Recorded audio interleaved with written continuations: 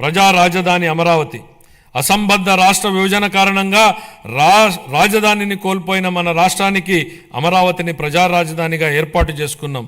దీనికి ఆనాడు ఆమోదం తెలిపి అధికారంలోనికి రాగానే మాట మార్చారు. మాట మార్చడమే కాకుండా అమరావతి విధ్వంసానికి నడం బిగించారు. నాటి ప్రభుత్వ అరాచక విధానాలపై అమరావతి రైతులు పోరుబాటును ఎంచుకోవడం, తమని తాను కాపాడుకుంటూ ఈ రాష్ట్ర రాజధానిని కూడా కాపాడుకునేలా అమరావతి రైతులు చేసిన పోరాటాన్ని ఈ సందర్భంగా గుర్తు చేస్తున్నా అధ్యక్ష.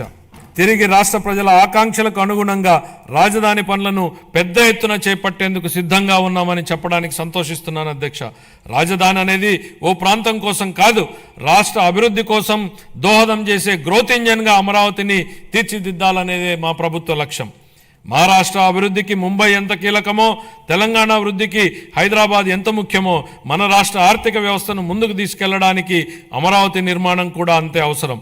గౌరవనీయ ప్రధానమంత్రి శ్రీ నరేంద్ర మోడీ గారి సహకారంతో ప్రపంచ స్థాయి మౌలిక సదుపాయాలు, పెట్టుబడులు మరియు ఉపాధి అవకాశాలను కల్పించడం ద్వారా అమరావతిని ముంబై మరియు హైదరాబాద్లతో సరితూగే ఆర్థిక శక్తిగా అభివృద్ధి చేయడానికి మా ప్రభుత్వం కృషి చేస్తోంది. అమరావతిని విధ్వంసం చేసేందుకు నాటి పాలకులు చెప్పిన మాటలను ఈ సందర్భంగా గుర్తు చేయాలనుకుంటున్న అధ్యక్ష. రాజధాని నిర్మాణం కోసం అంత డబ్బులు ఇవ్వలేం కాబట్టే 3 రాజధానులు ఏర్పాటు అన్నారు. ఇవాళ మేం రాజధాని పనుల నిర్మాణం కోసం బడ్జెట్ నుంచి ₹1 కూడా కేటాయించలేదు అధ్యక్ష.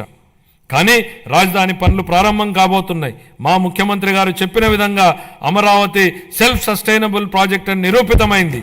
తనకు తానే ఆర్థిక వనరులు సంపాదించుకునే ప్రాజెక్టు అమరావతి అని కళ్ల ముందు కనపడుతోంది.